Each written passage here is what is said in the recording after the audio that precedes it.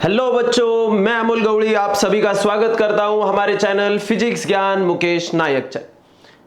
बच्चों, हम लोगों ने 12th स्टैंडर्ड का सेकंड चैप्टर चालू कर दिया था जिसका नाम है मैकेनिकल प्रॉपर्टीज ऑफ फ्लूइड। ठीक है, तो बच्चों हम लोगों ने इसके ऑलरेडी 2 लेक्चर कवर कर चुके हैं। तीसरे लेक्चर को हम लोग आज स्टार्ट करने जा रहे हैं। हम लोगों ने अब तक फ्लूइड्स क्या होते हैं वो देखा था, मैटर की 3 स्टेट्स वगैरह, और फिर उसमें फ्लूइड देखा था। बच्चों हम लोगों ने इसके बाद में रियल फ्लूइड क्या होता है और फिर मतलब आइडियल फ्लूइड क्या होता है इसके बारे में जानकारी ले ली। उसके बाद में हम लोगों ने प्रेशर क्या होता है ये बेसिकली समझ लिया, और फिर प्रेशर को ही हम लोगों ने कैलकुलेट किया था। तो किसके लिए? किसी लिक्विड कॉलम के लिए, और जो कि आया था कितना बच्चों, मैं साइड में लिख के दे रहा हूं आपको जानबूझ के, क्योंकि उसका आज भी हम लोग यूज करने वाले हैं। तो देखो बच्चों, pressure by the liquid column कितना आया था? H रो जी।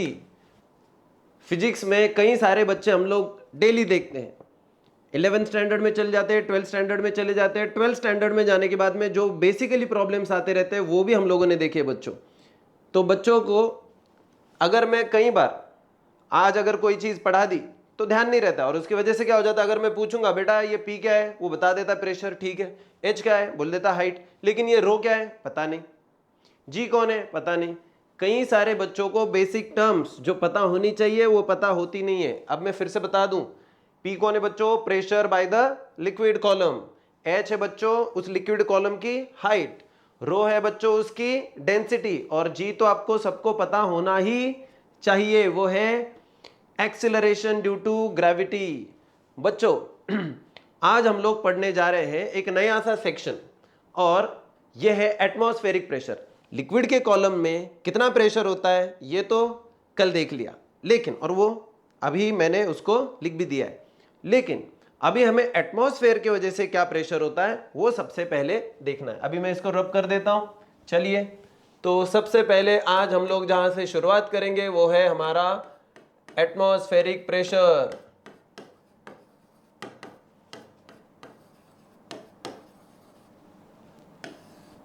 एटमॉस्फेयर, बच्चों पता है क्या एटमॉस्फेयर का मतलब क्या होता है? एटमॉस्फेयर होता है, बोलो बोलो, सब लोगों ने ज्योग्राफी में पढ़ भी चुके हैं इसको, बोलो क्या होगा? जब आपको बोलो मैं कहता हूं तो आपने बोलना है, भले आपको ये रिकॉर्डेड सुनाई दे रहा है, आपको लग रहा है ये इंटरैक्टिव लेक्चर्स नहीं है, जब इंटरैक्शन करोगे तो सही से पढ़ोगे। एटमॉस्फेयर होता है layer of the air. Simple language में अगर बात करनी, उसके अलग अलग से लेयर होंगे, लेकिन एटमॉस्फेयर बेसिकली क्या होता है? एक लेयर ऑफ द एयर होता है। तो अर्थ जो है हमारी, तो हमारी अर्थ के ऊपर अलग अलग से लेयर्स है। एक जिसको हम लोग लिथोस्फेयर कहते हैं, मतलब रॉक्स वगैरह का जो लेयर है। एक हाइड्रोस्फेयर है जिसमें वाटर को हम लोग देखते हैं, और एक तीसरा स्फेयर आता है जिसमें एयर को देखते हैं, और एयर जो है उसका जो पूरा का पूरा जो अर्थ के सराउंडिंग है उसको हम लोग कहते हैं एटमॉस्फेयर। तो ये है हो गई हमारी अर्थ, तो इसके आसपास में जितना भी जहां तक हवा है वो हो गया हमारा एटमॉस्फेयर। अरे ये हिल गया, कैसे हिल गया? एक सेकेंड रुको बच्चों।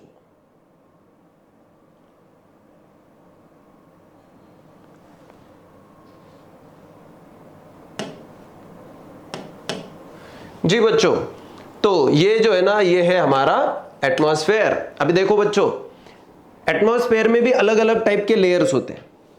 अब उसको क्यों देखना है वो मैं आपको बाद में बताऊंगा, लेकिन पहले देख लो कि एटमॉस्फेयर में जो लेयर्स होते हैं उसमें अलग अलग कुछ डिस्टेंस के ऊपर कुछ अलग अलग से लेयर होते हैं। जैसे ट्रोपोस्फेयर होता है, 8 किलोमीटर से लेके 16 किलोमीटर तक की इसकी रेंज होती है, अलग अलग से हाइट होती है, लेकिन अलग अलग एरिया के हिसाब से होती है। लेकिन देखो बेसिकली 8 किलोमीटर आप लोग कंसिडर करके चलो, तो 8 किलोमीटर का ट्रोपोस्फेयर है, फिर उसके बाद में कुछ 50 किलोमीटर तक स्ट्रेटोस्फेयर है, फिर मेसोस्फेयर है, फिर आइनोस्फेयर, एक्सोस्फेयर, अलग अलग से स्फेयर्स है। हमें ज्योग्राफी नहीं पढ़नी है डेफिनेटली, लेकिन इसका यूज हमें होगा क्योंकि हम लोग एटमॉस्फेयर के प्रेशर के बारे में जानना चाहते हैं। अभी देखो, जैसे लिक्विड में हम लोगों ने देखा था कि अगर एक कंटेनर है और अगर हम लोग एक इमेजिन कर रहे हैं कि और उसमें लिक्विड था, तो उसमें से एक कॉलम हम लोगों ने, एक सिलेंडर हम लोगों ने इमेजिन किया था, करेक्ट है ना? और इसके वजह से कितना प्रेशर होगा ये हम लोगों ने देखा था, और वो था PH रो जी, करेक्ट है कि नहीं? सो ये किसका कॉलम था? लिक्विड का कॉलम था। वैसे ही अगर हम लोग आसपास में देखेंगे तो हमारे इधर से हवा है, आगे से हवा है, पीछे से हवा है, हर जगह से हवा ही हवा है एक्सेप्ट जहां पे आपके पैर खड़े। बाकी सब जगह से आपके बॉडी के ऊपर एटमॉस्फेयर क्या कर रहा है बच्चों, प्रेशर लगा रहा है, जो इस बॉडी के अंदर के प्रेशर को क्या कर रहा है बच्चों, बैलेंस कर रहा है। ये देखा था ना हम लोगों ने, ये मैंने बताया भी था आपको कि वेन्स बर्स्ट क्यों नहीं होती हमारी। लेकिन अगर हम लोग मून पे चले जाएंगे तो जो एस्ट्रोनॉट्स है उनकी वेन्स बर्स्ट हो जाएगी if they won't use the space suit, है ना। तो ये एटमॉस्फेरिक प्रेशर के वजह से होता है। देखो कितना इंपॉर्टेंट है एटमॉस्फेरिक प्रेशर। और फिर अगर हम लोग एटमॉस्फेरिक प्रेशर को देखेंगे, सवाल यह है कि ये फोर्स लगाता है क्या, डेफिनेटली ये फोर्स लगाता है। प्रेशर की बात कर रहे हैं तो फोर्स आने ही वाला है। अब देखो ग्रेविटी क्या करती है, एयर के जो लेयर्स है जितने भी है उनको अपनी ओर खींचने की डेफिनेटली कोशिश करेगी, क्योंकि एयर है तो उसको मास है और जिसको मास है उसको वो ग्रेविटेशनल फोर्स लगेगा ही लगेगा, तो अपने ओर खींचने की कोशिश करती है अर्थ, जिसके वजह से ये जो है ये एटमॉस्फेयर डाउनवर्ड या कहो toward the centre of the earth force लगाने की कोशिश करता है और फोर्स लगाता भी है। इसलिए एटमॉस्फेयर का जो प्रेशर है या कहो एटमॉस्फेयर का जो फोर्स है वो फोर्स बच्चों डाउनवर्ड डायरेक्शन में रहता है फर्स्टली, ठीक है। सो क्या मैं कह सकता हूं, एटमॉस्फेरिक फोर्स ये कहां रहता है, downward direction, okay, downwards act करते रहता है। और एटमॉस्फेयर के फोर्स के वजह से जो प्रेशर अप्लाई होता है उसको हम लोग कहेंगे एटमॉस्फेरिक प्रेशर। इतना ही आसान है। इसीलिए अगर आपको अभी समझो ये मेरे सर पे कितना एटमॉस्फेयर का प्रेशर है, ये अगर हमें निकालना है तो हम लोगों को क्या करना पड़ेगा, हमें वही काम करना पड़ेगा जो हम लोगों ने इसके पहले यहां पे किया था। क्या, इमेजिन करो, इसमें भी हम लोगों ने इमेजिन किया था कि लिक्विड का एक कॉलम है, करेक्ट है कि नहीं। तो वैसे ही उसी तरीके से हमें फिर से एक बार इमेजिन करना पड़ेगा कि मेरे सर के ऊपर बराबर मेरे सर के जितना भी एरिया ऑफ क्रॉस सेक्शन है उसके बराबर ऊपर ऐसा एक समझ के चलो कि जैसे वो राजा को मुकुट नहीं होता उसका, बस ये मुकुट छोटा नहीं है, एटमॉस्फेयर का हवा से भरा हुआ ऐसा कॉलम है लंबा सा। सो इमेजिन करो इसको, शोल्डर्स पे भी होगा, इधर भी होगा, हर जगह पे होगा, लेकिन हम लोगों को सिर्फ वर्टिकल कॉलम देखना है इसका। सो वर्टिकल कॉलम को क्या करो बच्चों, इमेजिन करो। अब होगा ये कि इधर पूरा एयर को कुछ तो मास होगा, मास को डाउनवर्ड ग्रेविटेशनल फोर्स खींच रहा है, जिसके वजह से क्या होगा, उसका कुछ तो वेट मेरे सर के ऊपर अप्लाई हो रहा होगा। अब ये लेयर कोई छोटा थोड़ी ना लेयर है, कुछ किलोमीटर्स तक की इसकी रेंज है, करेक्ट है कि नहीं, एम आई राइट। अगर मैं किसी ओपन स्पेस में खड़ा रहता हूं, कोई बिल्डिंग वगैरह नहीं है, तो अगर हम लोग इमेजिन करेंगे तो हमारा ये जो लेयर है एयर का कॉलम का, इमेजिनरी लेयर, इमेजिनरी कॉलम, तो ऐसा कॉलम का कुछ अपना वेट होगा क्योंकि उसमें मास है और उसको ग्रेविटी खींच रही है और वो हमें नीचे ढकेलने की कोशिश कर रहा है। तो क्या आपको लगता है क्या कि ये आपको क्रम्बल कर चुका रहता अगर हमारे अंदर से कुछ दूसरे फोर्सेस नहीं होते उसको बैलेंस करने के लिए? वो छोड़ दो, हम लोगों को उसके डिटेल्स में नहीं चलना है, लेकिन याद रखो कि ये यहां पे एक इमेजिनरी क्या है बच्चों, एक कॉलम है। तो अगर ये इमेजिनरी कॉलम हम लोग कंसीडर करेंगे, हाँ मैंने हैंडराइटिंग सुधारने की कोशिश करनी थी, राइट, थोड़ा सा, हाँ अभी मैं थोड़ा ढंग का लिखने की कोशिश करूंगा। सो वो जो इमेजिनरी कॉलम है उसका वेट जो होगा, उसका जो वेट होगा, समझो ये हूं मैं, अब ये पूरा एटमॉस्फेयर का लेयर होगा, लेकिन इसके बराबर ऊपर वाला जो लेयर है ये कौन है भाई साहब, ये पूरा का पूरा कॉलम है जो इमेजिनरी कॉलम है। अब इसमें कई सारे गैसेस होंगे, इसमें उनका मास होगा और उस मास की वजह से अब वो नीचे एक्ट कर रहा होगा। क्या ना इसे, it is the weight of it, और ये वेट जो होता है ये होता है force, that is nothing but the mg। ये सबको ग्रेविटेशन चैप्टर के बाद में पता होना चाहिए। यही वेट को मैं फोर्स भी कह सकता हूं अगर अलग टर्म में कहना है, क्योंकि वेट और फोर्स एक ही बात है बच्चों। फिलहाल यहां तक क्लियर है कि बच्चों ये बहुत जरूरी है, पहले इसको इमेजिन करना, पहले इसको समझना और फिर हम लोग आगे बढ़ेंगे, ठीक है, क्लियर है अभी ये? चलो फिर अब सवाल ये है कि ये कॉलम जो है ये सबसे लंबा कॉलम कहां बनेगा? अभी मैं तो हाइट पे खड़ा हूं, तो यहां से तो नहीं बनेगा क्योंकि इससे भी लंबा नीचे तक जाएगा, ग्राउंड फ्लोर तक। लेकिन हो सकता है जहां पे मैं जिस ग्राउंड पे खड़ा हूं उसके नीचे जमीन है, क्योंकि मैं अभी एक बिल्डिंग में हूं, तो उसके नीचे जमीन पे। लेकिन हो सकता है कि वो समंदर की लेवल से और भी ऊपर हो। तो याद रखना बच्चों, अगर ये हमारी अर्थ है, अर्थ के ऊपर ओ ये वापस से हिलने लग गया, एक सेकेंड बच्चों।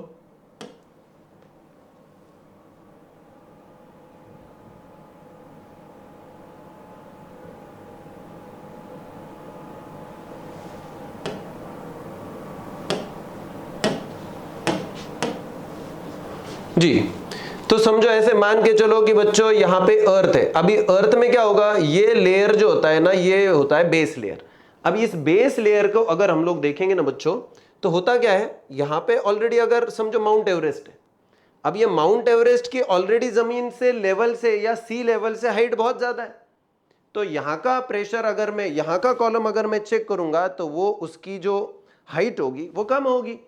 और इसलिए हम लोग मैक्सिमम एटमॉस्फेयर का प्रेशर अगर चेक करना है तो उसको सी लेवल पे चेक करते हैं, उससे नीचे नहीं, उससे ऊपर नहीं, हम लोग सी लेवल पे चेक करेंगे। समझे बच्चों? और इसलिए फिर मैं क्या कह सकता हूं, एटमॉस्फेरिक प्रेशर,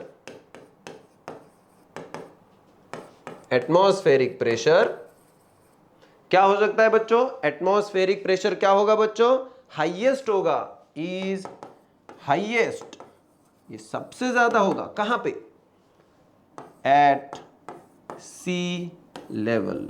ये नोट कर लेना आप लोग, ये चीज को पक्का नोट करके रखना कि सी लेवल पे एटमॉस्फेरिक प्रेशर सबसे ज्यादा होगा। अब जो सी लेवल पे एटमॉस्फेरिक प्रेशर होता है उसी को हम लोग कहते हैं नॉर्मल एटमॉस्फेरिक प्रेशर। इसको हम लोग क्या कहते हैं बच्चों, normal atmospheric pressure. So it is nothing but normal atmospheric pressure.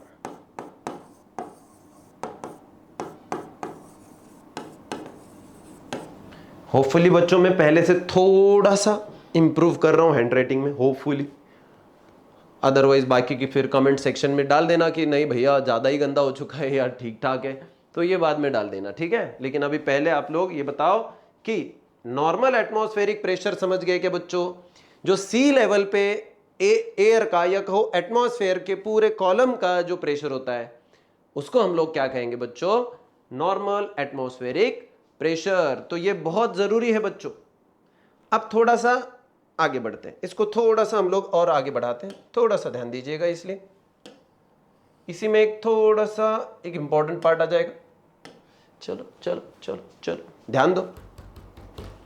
हाँ जी, एटमॉस्फेरिक प्रेशर को समझने के लिए हम लोगों को उसकी एक और कॉन्सेप्ट को समझ लेते हैं डेंसिटी के टर्म में। देखो यहां पे है हमारी अर्थ, और अर्थ के पास में है समझो ये है लेयर। अब अगर ये एटमॉस्फेयर का लेयर है, अरे ये फिर से हिल गया, ऐसा कैसे होता रहता है, ये बड़ा बदमाश हो चुका है बोर्ड, है ना, परेशान करने लग गया है, नॉनसेंस। हाँ जी, चलिए अब अगर ये वापस हिल जाए ना तो कुछ नहीं कर सकते, चलो महंगाई है। हाँ जी, अर्थ, अब ये है हमारी अर्थ, ये है एटमॉस्फेयर, करेक्ट है कि नहीं बच्चों? आपको पता है जैसे जैसे हमारी अर्थ से हम लोग दूर जाते हैं, मतलब जैसे जैसे हमारी अर्थ से हाइट बढ़ते रहती है, तो हाइट बढ़ते वक्त क्या हो जाता है कि ग्रेविटेशनल फोर्स कम कम होते चलेगा, ये तो पढ़ा था। इसका मतलब फोर्स ऑफ अट्रैक्शन भी कम कम होते चलेगा। जहां फोर्स ज्यादा वहां एयर का लेयर ज्यादा होगा। अब फोर्स सबसे ज्यादा कहां है, सरफेस पे, तो सरफेस के क्लोज सबसे ज्यादा क्या होते हैं, एयर के पार्टिकल्स, इसलिए वहां पे डेंसिटी सबसे ज्यादा। धीरे धीरे धीरे धीरे करते करते आप ऊंचाई पे जा रहे हो, क्या होगा बच्चों, एयर के पार्टिकल्स कम कम कम होते चलेंगे, इसलिए वहां की डेंसिटी कम कम कम कम होते चलती है बच्चों। इसलिए क्या मैं ये कह सकता हूं क्या कि, चाहे तो इसको नोट कर लो, the density of air, the density of air decreases किसके हिसाब से, with increasing height from the earth. या वाइस वर्सा कहो, density will increase with decreasing height. जितना अर्थ के पास में आओगे हाइट कम हो जाएगी और उतना डेंसिटी बढ़ते रहेगा बच्चों। समझ रहे हो आप लोग? सो ये एक इंपॉर्टेंट चीज है। As the height increases the density decreases. समझ गए? क्लियर है? दोनों का रिलेशन समझ गए आप लोग? अब लेकिन अब अगर मैं एयर का कॉलम इमेजिन कर रहा हूं, सवाल यह है कि कितना लंबाई होगा उसका हाइट कितना होगा, उस इमेजिनरी कॉलम का हाइट कितना होगा।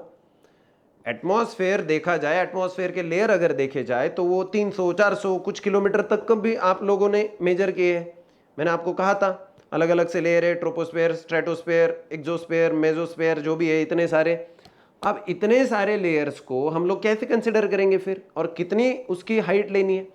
सो नॉर्मली जहां तक हम लोग कंसिडरेबल, मैं क्या कह रहा हूं, considerable amount of the pressure जिसकी वजह से लग सकता है, उसकी हाइट नॉर्मली हम लोग लेते हैं 8 किलोमीटर। कितना? सो इसलिए याद रखना, considerable height of imaginary air column will be 8 kilometre. ये लगभग हाइट होती है ट्रोपोस्फेयर की, जो अर्थ के सबसे पास वाला लेयर है। इसमें जैसे जैसे आप हाइट बढ़ती चलेगी वैसे वैसे टेम्परेचर डाउन होते चलता है बच्चों। समझ रहे हो? चलिए, ये है हमारा यहां तक का। अब इंपॉर्टेंट पार्ट यहां क्लियर है कि आपको? होपफुली आप लोगों को ये क्लियर है। अब देखो, जो हमारा नॉर्मल एटमॉस्फेरिक प्रेशर है, सो एटमॉस्फेरिक प्रेशर ले लेते हैं, ठीक है, कोई भी। अब वैक्यूम क्या होता है, कौन बताएगा मुझको? नॉर्मली हम लोगों ने वैक्यूम के बारे में अब तक पढ़ा भी है कि नहीं? सो कौन बताएगा मुझको कि वैक्यूम क्या होता है भाई? Tell me. हाँ, कई सारे लोगों ने ये कहा कि वैक्यूम इज बेसिकली, हम लोग ये देखते हैं कि it is the absence of any material medium, तो जिसमें हवा, पानी और सॉलिड कुछ नहीं रहेगा, ऐसा हम लोग कंसिडर करते हैं। So there is no gas, there is no liquid, there is no solid, ऐसा जो स्पेस होता है उसको हम लोग कहते हैं वैक्यूम। करेक्ट है कि नहीं? और ये सही भी है, गलत कुछ है नहीं इसमें, बिल्कुल। लेकिन इसको जो है ना, हम लोग इसको कहेंगे परफेक्ट वैक्यूम। इसको क्या कहेंगे बच्चों? Perfect vacuum. This is nothing but a perfect vacuum. ये परफेक्ट वैक्यूम है। फिर नॉर्मली हम लोग वैक्यूम को क्या कह सकते हैं? 100% अगर हम लोगों को हवा नहीं हटाते आई 100%, लेकिन अगर हम लोगों ने 99% हटा दी, 90% हटा दी, तो फिर भी हम लोग उसको काइंड ऑफ वैक्यूम ही कहेंगे। क्यों? क्योंकि वैक्यूम जनरली मैं बता रहा हूं, वैक्यूम एक रीजन है। It is a region. ये एक रीजन है। कौन सा रीजन है? ये ऐसा रीजन है जहां का प्रेशर एटमॉस्फेरिक प्रेशर से कम होता है। ठीक है? It is a region where gas pressure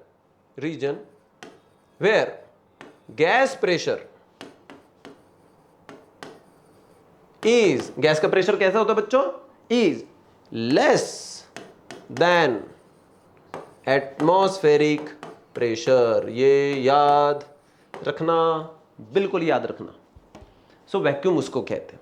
तो वैक्यूम क्या है? वो एक रीजन है जहां पे गैस का प्रेशर, वहां के गैस का प्रेशर ये कितना है? Less than atmospheric pressure. तो एटमॉस्फेरिक प्रेशर से अगर कम हो गया तो समझ लेने का कि क्या है वो, हाँ, कंसिडरेबली लेस होना चाहिए। हाँ, नहीं तो लेस मतलब आप बोलोगे कि फिर थोड़ा सा कम, मतलब जैसे अगर मान के चलो कि एक मैग्नीट्यूड की टर्म में बता रहा हूं मैं आपको, कि समझो अगर 100 है एटमॉस्फेरिक का, तो अगर आप लोग कहोगे फिर ये अगर 99 है, मतलब ये तो लेस है, लेस देन एटमॉस्फेरिक, तो क्या हो जाएगा? ये वैक्यूम है क्या? नहीं, कंसिडरेबली लेस, मतलब शायद 2, 3 ऐसे टाइप का, क्योंकि फिर उसके मायने में वो बहुत कम है, कंपेरेटिवली बहुत लेस होना चाहिए। ओके, कंसिडरेबली लेस, इसलिए हम लोग कह सकते हैं। ओके, चलिए, ये हो गया एटमॉस्फेरिक प्रेशर। ये क्या हो गया बच्चों? Atmospheric pressure.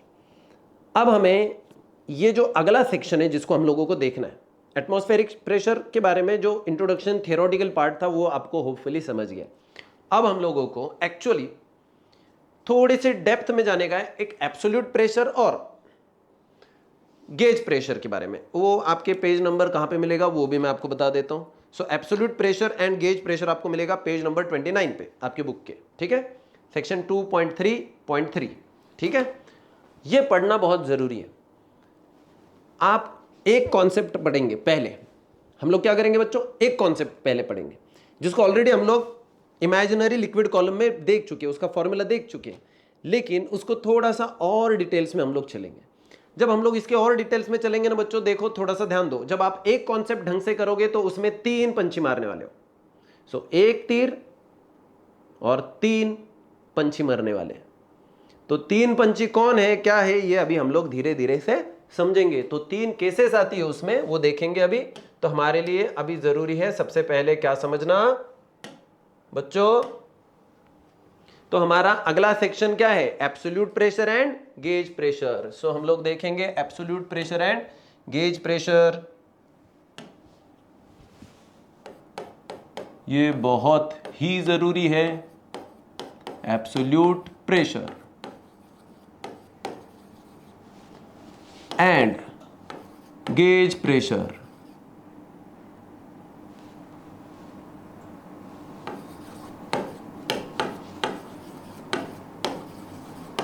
हाँ जी। सो चलो एब्सोल्यूट प्रेशर और गेज प्रेशर को देखते हैं। चलिए अभी सबसे पहले मैं आपको क्या कह रहा हूं उसको ध्यान दो। एब्सोल्यूट प्रेशर के बारे में जब हम लोगों को देखना है तो सबसे पहले हमें समझ में आना चाहिए कि हमें क्या देखना है कि नहीं। तो पहले मैं एक काम कर लेता हूं, एक डायग्राम बना लेता हूं, फिर उसको थोड़ा एक्सप्लेन करने के लिए हमें आसान चले जाएगा। तो देखो एक डायग्राम देख लो पहले। सबसे पहले ये डायग्राम को आपके बुक में भी आप लोग चेक कर सकते हो, पेज नंबर 29 मैंने आपको ऑलरेडी बता दिया है। तो पहली डायग्राम है उसकी एक, ठीक है। सो समझो हमारे पास एक कंटेनर है बच्चों, ओके। इसमें कुछ तो लिक्विड है बच्चों। तो हम लोगों ने क्या किया, एक कंटेनर लिया और उसमें समझो वाटर ले लिया या उसमें कोई तो दूसरा एक लिक्विड ले लिया, और हम लोगों ने क्या किया, उसमें एक, वापस से देखो, एक कॉलम कंसीडर कर रहे हैं हम लोग।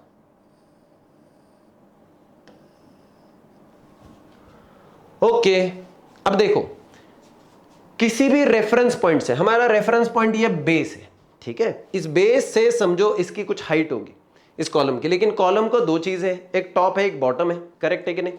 तो हम लोग क्या करेंगे, इसका जो बेस है उसकी एक हाइट ले लेंगे और एक टॉप की ले लेंगे। तो ये जो है ना यहां की समझो इसकी जो ये है x2 और ये जो है ये है x1, ठीक है। तो x1 माइनस x2 ये डिस्टेंस है फ्रॉम द बॉटम इतना, और x1 है बॉटम से लेके इतना। तो x1 और x2 के बीच में जो डिफरेंस है वही रहेगा सिलेंडर का हाइट, ये भी ध्यान में रखना। तो सिलेंडर का हाइट रहेगा x1 माइनस x2, ये तो चलो ठीक है। अब हम लोग देखेंगे कि यहाँ पे प्रेशर वगैरह का क्या सवाल है। समझो मान के चलो इसके ऊपर एक फोर्स लगेगा F1 और यहां से भी एक फोर्स लगेगा F2। बात करेंगे कि ये कौन फोर्सेस हैं, और फिर जिसके वजह से टॉप पे एक प्रेशर रहेगा, हम लोग मान के चलते उसको ये है P1 टॉप का प्रेशर, और मान के चलो कि यहां पे प्रेशर है P2। क्लियर है कि बच्चों। तो देखो ये बड़ा दिख रहा है क्या उतना, हाँ चलो ठीक है, हो जाएगा एडजस्ट, ओके।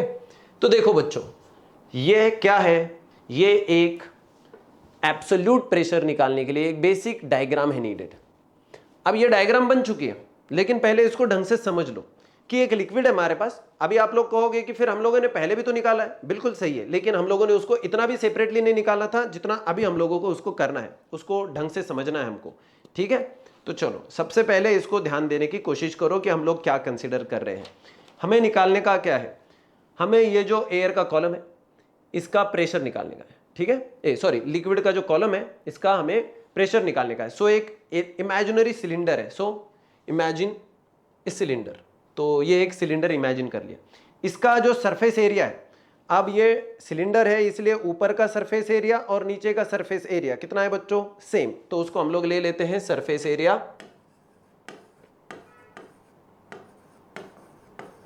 ए, क्योंकि दोनों सेम है इसलिए ए ले रहा हूं मैं।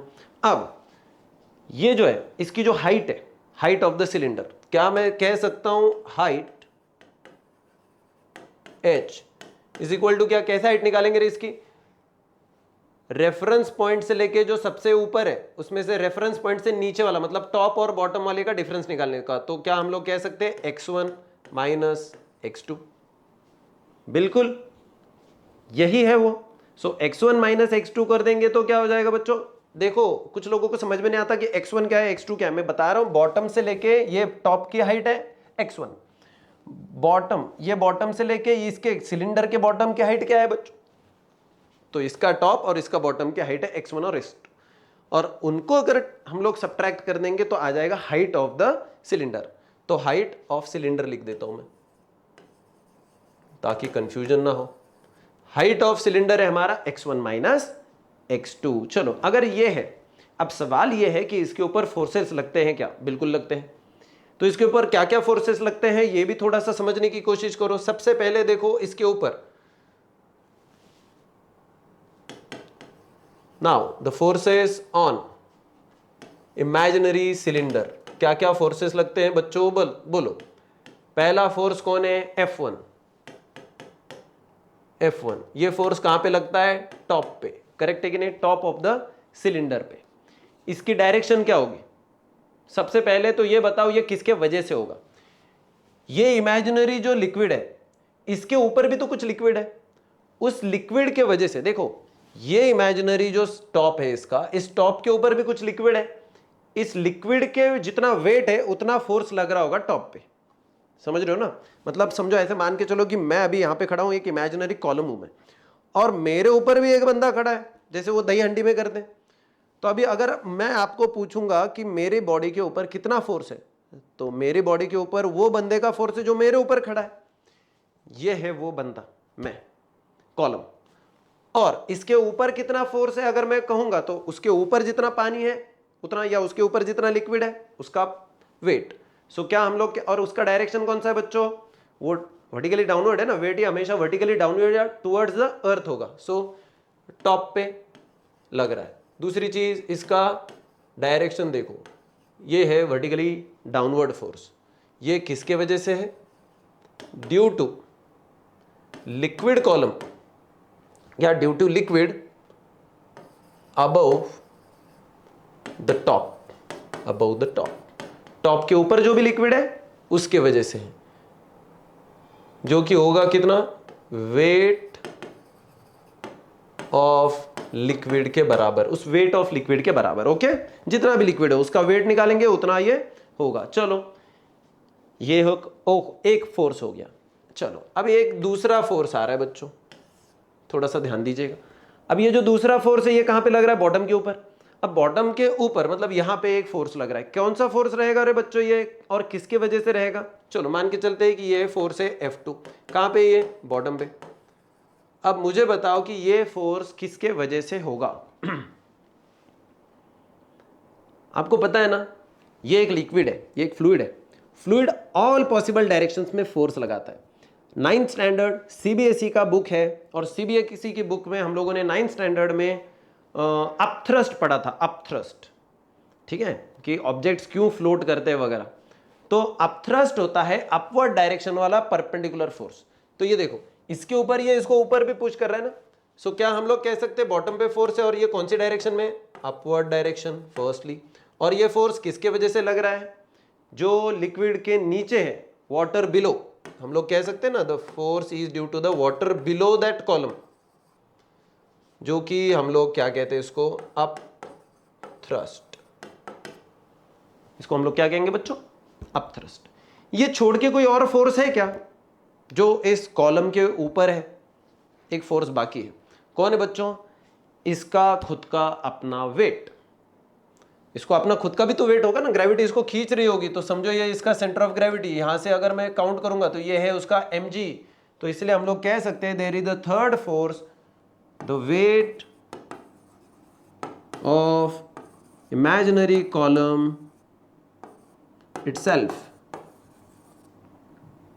itself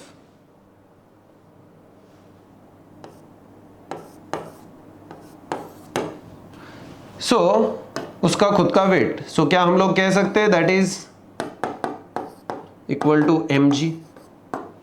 करेक्ट है ना बच्चों? चलो, तो आप लोगों को फोर्सेस पता चल गए क्या कि इसके ऊपर कितने फोर्सेस लग रहे हैं। चलो, अब ये कॉलम ना ऊपर जा रहा है ना नीचे जा रहा है, हम लोग उसको इमेजिन कर रहे हैं कि वो कैसा है एट द रेस्ट, मतलब वो कैसा कॉलम है, स्टैटिक कॉलम है, हम लोग उसको इमेजिन कर रहे हैं, राइट। तो इस इमेजिनरी कॉलम को जहां पे हम लोग उसको स्टैटिक पोजीशन में कंसीडर कर रहे हैं, हाँ कुछ चीजें अगर आपको लिख लेनी है तो ये पहले मेंशन कर लो। देखो मैं आपको एक टाइम दे रहा हूं, उसमें आप लोग ये मेंशन कर लो, वीडियो पॉज कर लो और इसको मेंशन कर लो, क्योंकि मैं इसको रब कर रहा हूं क्योंकि मुझे फिर वापस से डबल डायग्राम नहीं बनानी पड़ेगी, ठीक है। तो ये आप लोगों को पता होना चाहिए, डायग्राम में सब कुछ लिखा हुआ है। चलो, होपफुली आप लोगों ने वो वीडियो पॉज करके उसको लिख लिया है। तो फिर मैं अभी इसका जो अननेसेसरी डेटा है, मुझे जो नहीं चाहिए उसको मैं रब कर देता हूँ। मुझे सिर्फ क्या चाहिए बच्चों, इसमें से डायग्राम, ठीक है बच्चों, बाकी का सब मेरे लिए अननेसेसरी है, ठीक है जी।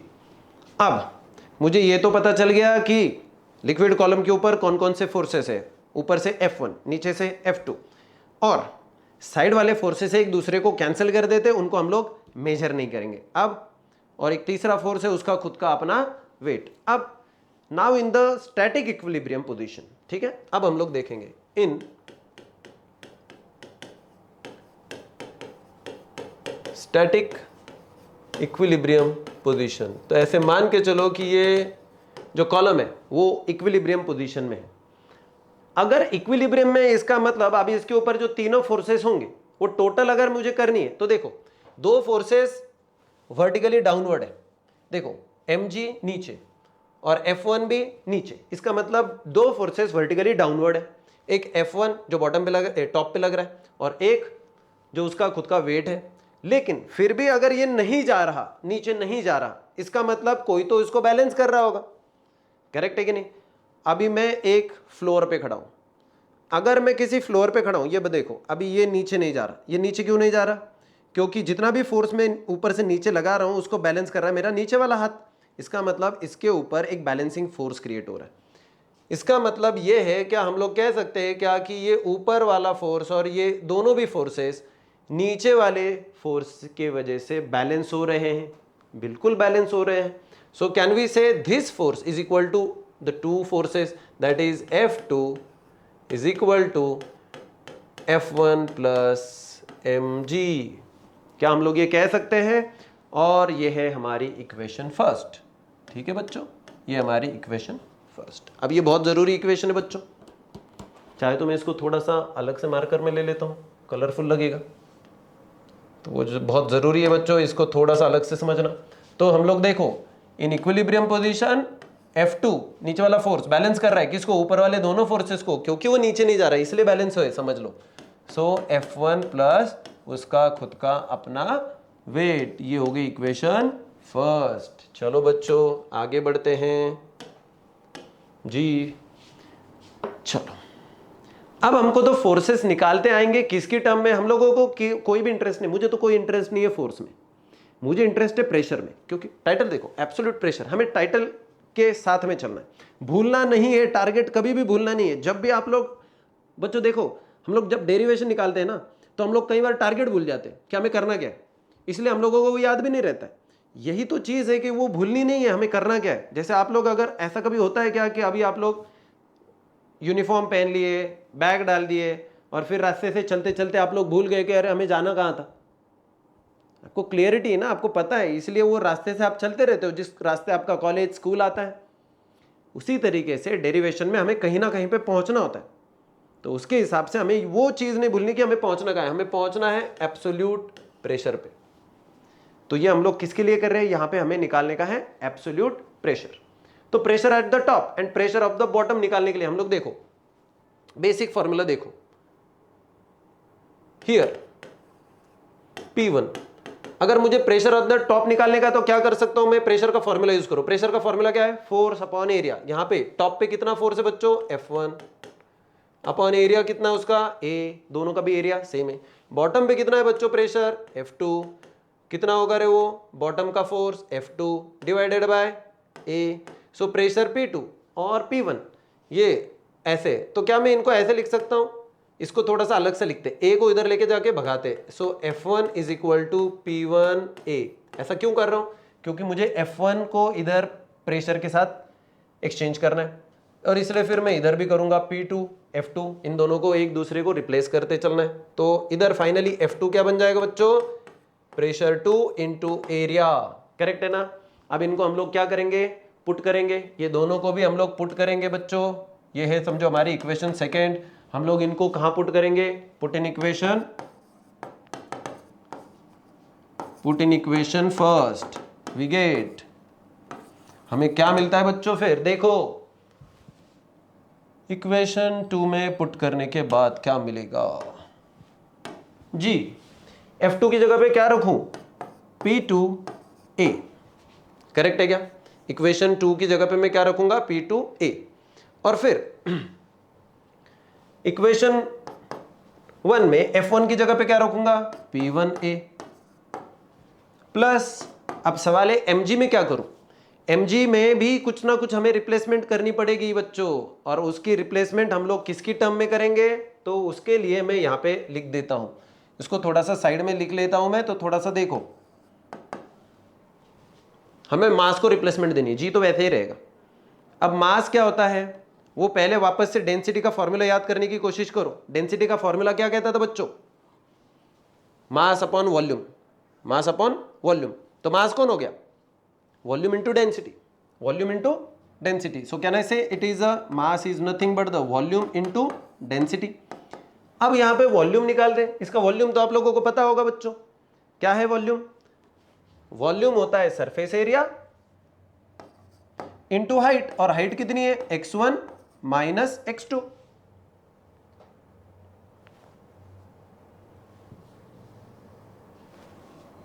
x1 माइनस x2 इंटू ये डेंसिटी, ये कौन आ गया, m। क्या हम लोग इसको यहां पे पुट कर सकते हैं क्या, बिल्कुल कर सकते हैं, तो कर ही देते हैं। तो चलो अगर हम लोग इसको यहां पे पुट कर देंगे तो हमारा काम खत्म हो जाएगा, ठीक है। सो हम लोगों ने सरफेस एरिया इंटू ये अगर कर दिया तो हमारा काम तमाम हो जाएगा, और फिर चलो काम तमाम कर लेते हैं। सो वैल्यू देखो, a x1 minus x2 into rho आ गया क्या बच्चों। अब फाइनलाइज कर रहे हैं, इन दोनों में कुछ कॉमन है क्या, a कॉमन है, ये कॉमन है, और इसमें भी वो कॉमन है, तो इसका a कॉमन आ जाएगा और ये इसके साथ कट जाएगा, तो a हर जगह से कट जाएंगे। बचेगा क्या, बचेगा हमारे पास P2 इज इक्वल टू क्या बच्चों, P1 प्लस क्या बच्चों, x1 माइनस x2 इंटू रो, या रो x1 माइनस x2, कुछ भी लिखेंगे तो चलेगा, इसको ऐसे कुछ जरूरी नहीं है कि उसको ऐसे ही लिखो। और हाँ एक चीज बाकी थी हमारी, यहाँ पे m लिखा था हम लोगों ने, m की जगह ये लिखा, लेकिन हम लोगों ने g रह गया था हमारा, तो अभी इसको फाइनलाइज कर लेते हैं हम लोग। चलो therefore can we say P2 is equal to P1 plus rho into g, इसको पहले लिख दिया, x1 माइनस x2, ये है हमारी फाइनल इक्वेशन, और ये है हमारी सबसे इंपॉर्टेंट इक्वेशन।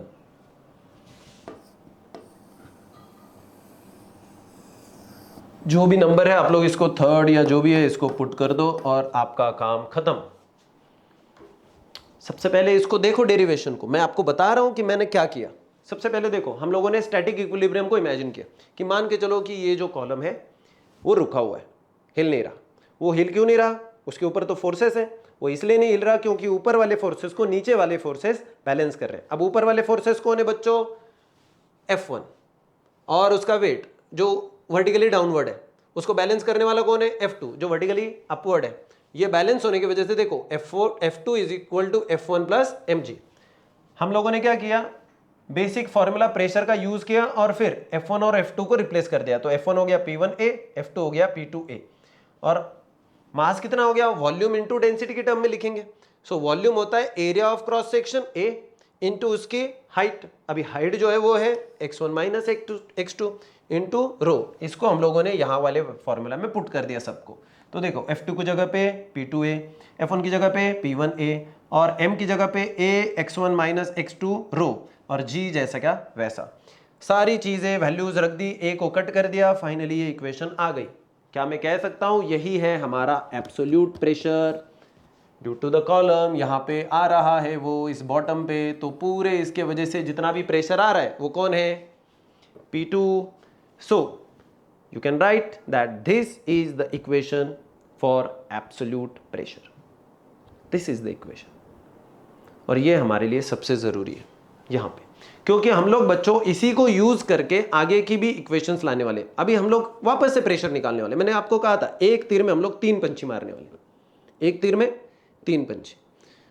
मैं साइड में जा रहा हूं 2 मिनट, आप लोग इसको लिख लेना है और आप लोगों ने वीडियो पॉज करके फिर इसको सही तरीके से देखना है कि ये क्या बनेगा। चलो बच्चों जल्दी से आगे, हमें और 2 भी टर्म्स को देखना है।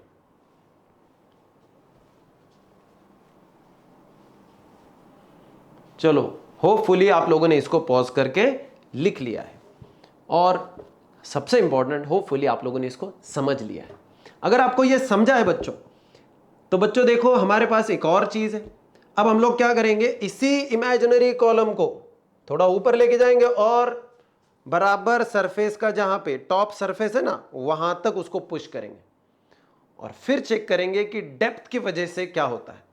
कि अगर सरफेस से लेके लंबा सा कॉलम है लेकिन बॉटम तक नहीं है, बॉटम तक भी हो सकता है, लेकिन हम लोग अगर ऐसा एक इमेजिन करेंगे कि वो टॉप पे है, तो सिचुएशन क्या आती है वो हम लोग देखेंगे। तो चलो आप लोगों का ध्यान है यहाँ पे, ऐसा मैं समझ के चलता हूं। चलिए फिर बच्चों आगे देखते हैं, इसको मूव करते हैं। चलो भाई साहब हटो, ये हट चुका है और अभी हम लोग काम पे लग जाते हैं फिर से एक बार। चलो होपफुली आप लोग फिर से एक बार ध्यान देंगे। अभी हमें निकालना क्या है, अभी हम लोगों ने पहले निकाला क्या था वो देखो। इसका टाइटल क्या लिखेंगे आप लोग, वो हम लोगों ने देखा था। तो पहला जो चीज हम लोगों ने निकाला था कि वो इमेजिनरी कॉलम कोई भी जो लिक्विड में था उसके लिए। अब हम लोग लिखेंगे to find the pressure P at the depth H below the liquid surface. To find pressure due to liquid, देखो यहां पे भी लिक्विड की वजह से ही प्रेशर निकालना है, करेक्ट है कि नहीं। लेकिन ये प्रेशर जो है, ये जो लिक्विड की वजह से जो प्रेशर है, ये प्रेशर हम लोगों को कहां पे निकालना है, eight depth H, at depth H। तो ये जो डेप्थ है ये कहां से शुरू हो रहा है, लेकिन below the liquid surface, below कह सकते हो या फ्रॉम लिक्विड सरफेस कह सकते हो बच्चों आप, ठीक है। चलो तो इसके लिए सबसे पहले हम लोग क्या बना लेंगे बच्चों, एक डायग्राम बना लो जैसे पहले बनाई थी। चलिए फिर एक डायग्राम बना लेते हैं, काम तमाम कर लेते हैं जल्दी जल्दी जल्दी। इसको थोड़ा सा साइड में बना लूँ तो चलेगा ना, हाँ जी चल जाएगा।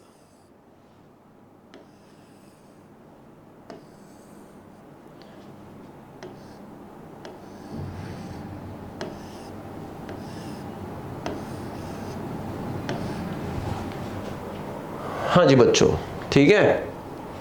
अब यहाँ पे क्या है बच्चों हमारा, ये है x1 एट द टॉप, ये है x2, ओके।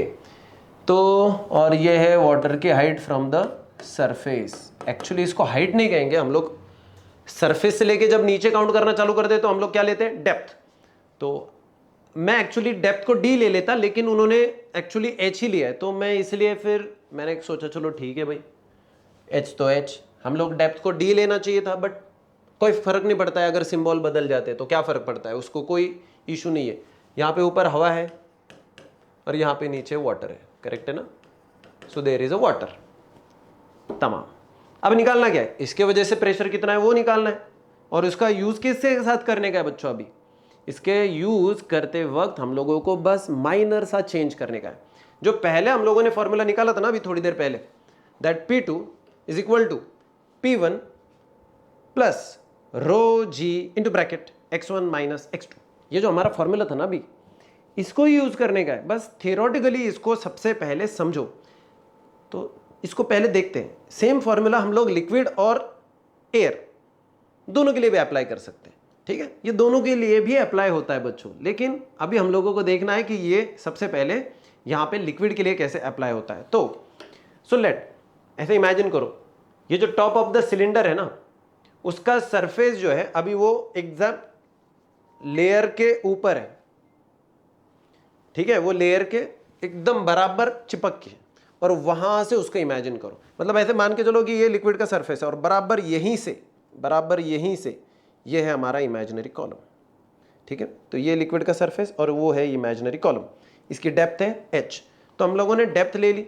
अब देखो इसकी जो डेप्थ आएगी वो भी हमको पता है, तो डेप्थ क्या रहेगी, रेफरेंस पॉइंट से इसकी हाइट माइनस रेफरेंस पॉइंट से इसकी हाइट, तो x1 माइनस x2 वापस से ये यहीं पे भी कैरी कर सकता है, लेकिन हम लोग उसको सीधा सीधा डेप्थ है ऊपर से भी काउंट कर सकते हो आप लोग, और वो आ जाएगी h। हम लोगों ने ऑलरेडी उसको इसलिए h ले लिया है कि उसको ज्यादा टेंशन नहीं लेने का है, डेप्थ है सीधी सीधी ऊपर से काउंट कर सकते हैं, मेजर हो चुका है। अब हम लोगों को कुछ टर्म्स के लिए रिप्लेसमेंट चाहिए। सो सबसे पहले लेट p, अभी देखो यहां पे बहुत इंपॉर्टेंट टर्म्स आने वाली, late P0 B atmospheric pressure. ये बहुत जरूरी है, आपको समझेगा कि ये क्यों, बताऊंगा मैं आपको ये क्यों। दूसरी चीज, तो ये कहां पे होगा बच्चों, आपकी एक पर्टिकुलर x1 पे होगा, तो यहां पे समझो वो है P1, ठीक है, इसको हम लोग लेंगे P0 यहां पे वो, ठीक है। और जैसे जैसे नीचे जाएंगे हम लोग, यहां पे भी प्रेशर अलग सा होगा, तो ये ले लिया हम लोगों ने P।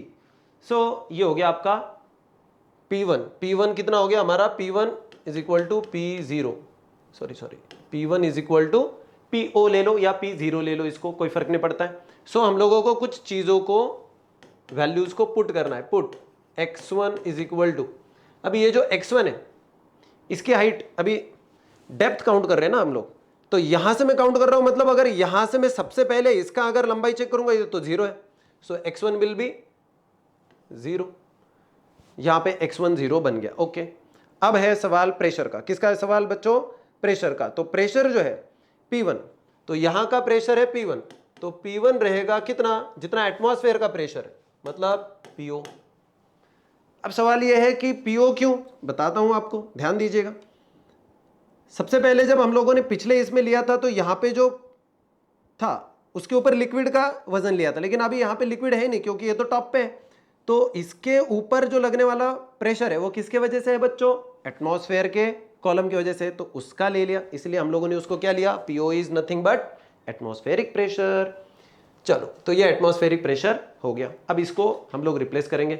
हमारा x2 कौन है बच्चों, x2 अब यहां से लेके इधर तक चले गए, तो ये है आपका डेप्थ, लेकिन जैसे नीचे से हम लोग काउंट कर रहे हैं, तो बच्चों हम लोगों ने क्या लिया, पॉजिटिव h। हम लोग ऊपर से जब नीचे आएंगे तो हम लोग क्या ले लेंगे बच्चों, निगेटिव h, तो ये हो जाएगा -h, ओके बच्चों, क्योंकि फॉर्मूला में जब पुट करेंगे आपको समझ में आ जाएगा कि उसको डेप्थ की वजह से क्या फर्क पड़ता है। और फिर फाइनली P2 कौन है, P2 वो भाई साहब है जो इस बॉटम पे प्रेशर लगने वाला है, सो P0 यहां पे, सो हम लोग कहेंगे P2 जो है वो P है और P1 जो है वो PO है, ओके।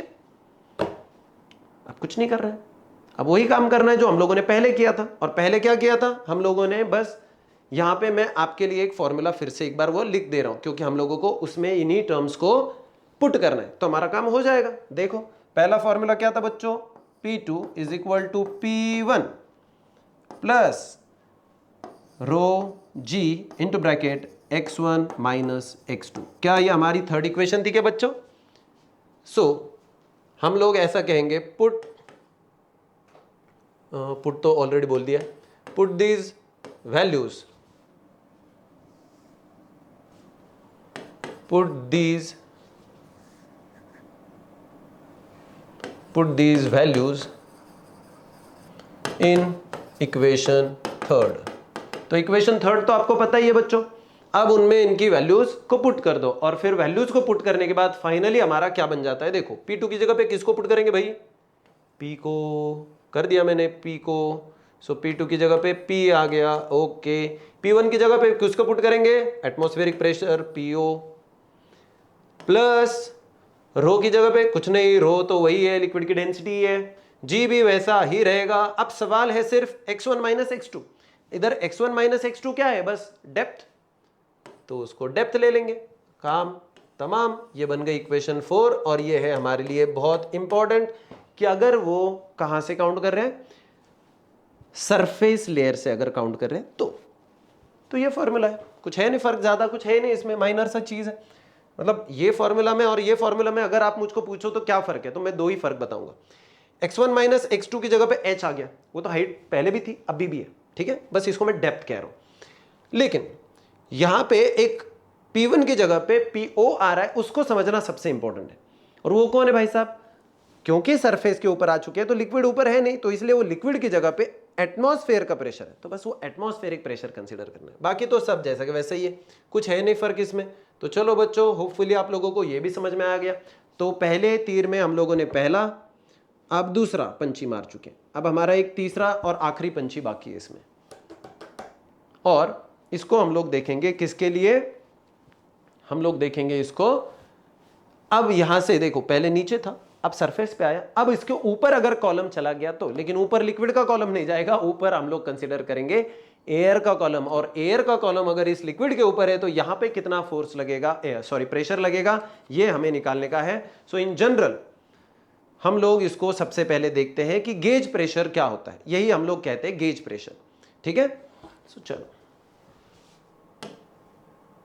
ये दो फॉर्मूलाज को हम लोग वापस से चेक करने वाले हैं, हमारे लिए बहुत जरूरी है।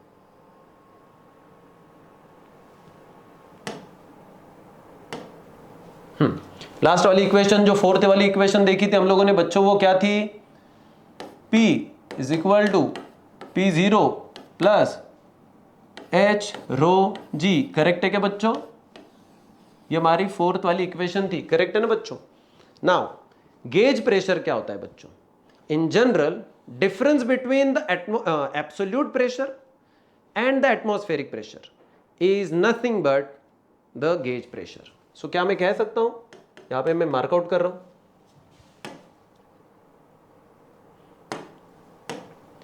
What is a gauge pressure, okay.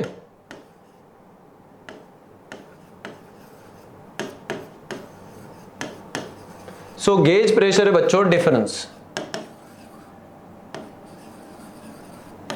Between absolute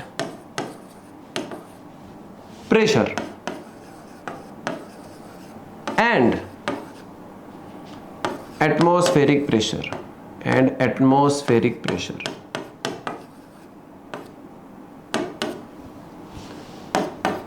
so atmospheric pressure। अब मुझे बताओ कि हमारे पास एब्सोल्यूट प्रेशर है क्या बच्चों, है ना, ये क्या, ये है एब्सोल्यूट प्रेशर। क्या हमारे पास एटमॉस्फेरिक प्रेशर है क्या बच्चों, है ना, ये क्या है। अब इन दोनों का डिफरेंस निकाल सकते हैं क्या, क्यों नहीं निकाल सकेंगे, इसको इधर लेके जाओ, बस काम तमाम। तो क्या मैं ऐसा कह सकता हूं, therefore P minus PO is nothing but H rho G। Done done done done, ये हो गई इक्वेशन 5। क्या मुश्किल है बच्चों, ये तो आसान था। गेज प्रेशर इसी को कहते हैं बच्चों, और इसलिए फिर ये बहुत इंपॉर्टेंट था, बाद में कॉलम भी देखेंगे हम लोग। तो ये आपको होपफुली समझ गया है that gauge pressure is nothing but absolute pressure minus atmospheric pressure. So ये हो गया आपका बच्चों gauge pressure. So gauge pressure कुछ और नहीं होता, H रो G होता है। हाँ जी, क्लियर है।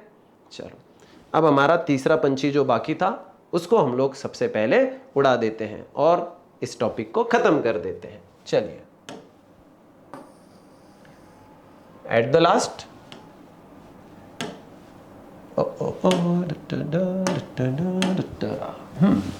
टाइटल क्या पुट करेंगे, तीसरे पंछी का नाम क्या है, तीसरा पंछी का हम लोगों को टाइटल देने का है।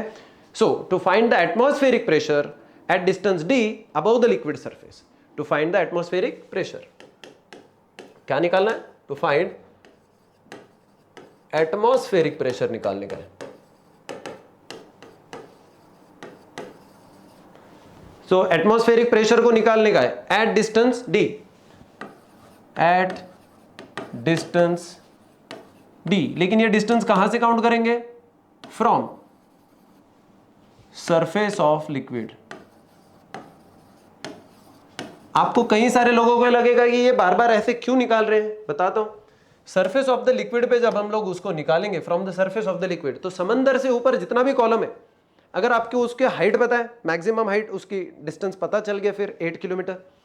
आपको बॉटम पे ऑलरेडी उसका कॉलम है, फिर बॉटम पे कितना प्रेशर आता है ये भी तो हमको समझेगा ना, तो वो समझने के लिए हम लोग ऐसी चीजों को यूज करते हैं। तो देखो कुछ है नहीं, फिर से एक बार वही डायग्राम बना लो। उसका एक लिक्विड का बेस है। अब यही लिक्विड में हम लोग देखो, ये यहां पे है उसका बॉटम और यहां हो गया उसका टॉप। इसका मतलब उसका जो बॉटम है बच्चों वो बराबर लिक्विड के सरफेस के ऊपर टिका हुआ है और फिर बाकी उसकी आगे हाइट है। तो अगर मान के चलो ये x2 है, ये है x1, ऊपर वाला जो प्रेशर है उसको हम लोग ले लेते हैं P1 जो कि कुछ रहेगा, और जो नीचे वाला प्रेशर है बच्चों उसको हम लोगों को क्या लेने का है, एटमॉस्फेरिक प्रेशर, जो हम लोगों ने पहले ही देखा था P2 is equal to PO। Correct है कि नहीं बच्चों? ये हम लोगों ने समझना है, यही है एटमॉस्फेयर का प्रेशर जिसको हमें निकालना है। PO तो पता नहीं है, फिर ये है हमारा प्रेशर एट हाइट x1। तो हमें ये नहीं पता है कि कितना है, क्या है ना। सो हम लोग इसको क्या करेंगे, लेट, देखो फॉर्मूला तो वही है, वापस से उसी में पुट करने का है जहां पे अभी हम लोगों ने निकाला था। ज्यादा कुछ काम है नहीं, पहला एक फॉर्मूला निकाला, उसके आधार पर दूसरा एक निकाला, अभी दूसरे के आधार पर हम लोग तीसरा निकालेंगे, कुछ ज्यादा काम है नहीं। तो देखो सबसे पहले देखो, late x1 is equal to, अभी x1 जो है वो सरफेस से लेके की डिस्टेंस है, तो क्या हम लोग उसको कह सकते हैं क्या, it is nothing but the distance from the surface layer. Correct है कि नहीं?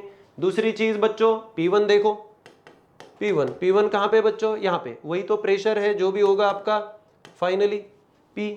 और जो बॉटम पे है उसी को तो हम लोग कह रहे हैं ना। आप लोगों को याद है क्या, नॉर्मल एटमॉस्फेरिक प्रेशर हम लोगों ने टॉपिक के स्टार्ट में कहा था, और वो कहाँ रहता है, it is at the sea level. ये वाटर समझो सी है, और ये इसके ऊपर अगर हम लोग निकालेंगे तो वो रहेगा एटमॉस्फेयर का प्रेशर ऑन द लिक्विड। और इसलिए फिर हम लोग P2 को क्या लेते हैं बच्चों, P2 is nothing but the PO, और PO is nothing but what, atmospheric pressure. Okay बच्चों, और एक चीज यहां पे अब थोड़ी सी बदलने वाली है, पहले वाले इसमें वो बदली नहीं थी, अब वाले में वो बदलेगी, डेंसिटी। क्यों बदलेगी भाई, समझने की कोशिश करो। पहले वाले दोनों एग्जांपल में हम लोगों ने लिक्विड के बारे में बात की थी, लिक्विड की डेंसिटी अलग होती है। अभी हम लोग लिक्विड कॉलम के बारे में बात नहीं कर रहे बच्चों, अभी हम लोग एयर कॉलम के बारे में बात कर रहे हैं, उसके प्रेशर के बारे में बात कर रहे हैं, है कि नहीं। हमें एटमॉस्फेरिक प्रेशर निकालना है तो एयर का डेंसिटी लेना पड़ेगा। तो क्या मैं कह सकता हूं कि डेंसिटी की जगह पे हम लोग डेंसिटी ऑफ वाटर की जगह पे, या लिक्विड की जगह पे, या फ्लूइड की जगह पे हम लोग डेंसिटी ऑफ एयर पुट करेंगे। ओके चलो फिर इसको पुट कर देते हैं, और ऊपर वाली जो हमारी इक्वेशन आई थी अगर उसको हम लोग यहां पे पुट कर देंगे तो फाइनली क्या बनेगा, देखो सबसे पहले आपका P एट द टॉप, फिर एट द बॉटम प्रेशर हो गया, और फिर लास्ट में क्या बचेगा, H की जगह पे D डिस्टेंस इनटू रो, लेकिन ये किसका है, एयर का, इनटू क्या बचा था रे बच्चों, G। आ गया बच्चों, ये हो गई हमारी इक्वेशन, जो भी है 5, 6, 7 जो भी आप लोग नंबर देख लेना और उसको नंबर पुट कर देना।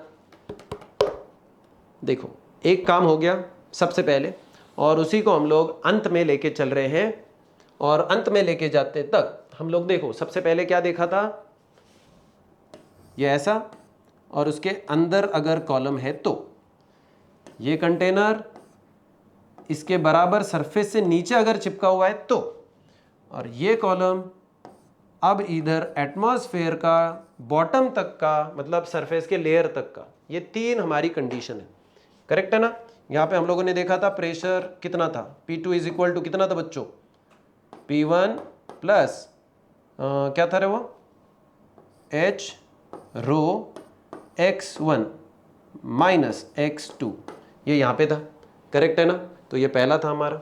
यहां पे कितना था रे बच्चों, P is equal to P0 plus H rho G। Correct है ना। नहीं यहां पे तो कुछ अलग ही था, सॉरी रो G था ये, सॉरी हाइट तो ये आ गई, और यहां पे ये देखा था प्लस H रो G। अब हम लोगों ने जो देखा वो ये है, P is equal to P0 plus D rho, that is density of air into G। Minor से चेंजेस है, और माइनर से चेंजेस के साथ में ये टॉपिक यहाँ पे खत्म हो रहा है, और आज का लेक्चर भी। और इसी के साथ हम लोग मिलेंगे कल। अब हम लोग देखेंगे हाइड्रोस्टैटिक पैराडॉक्स, ये क्या होता है। हाइड्रोस्टैटिक पैराडॉक्स ये बहुत इंपॉर्टेंट कॉन्सेप्ट है, इसके एप्लीकेशंस भी हम लोग रूटीन लाइफ में देख चुके हैं और इसलिए फिर इसको समझने की कल कोशिश करेंगे। लेकिन आप इसके फॉर्मूलाज को बिल्कुल भूलना मत, इसकी प्रैक्टिस करेंगे हम लोग बाद में। तो चलो तब तक के लिए बच्चों, सी यू ऑल, फिर से मिलते हैं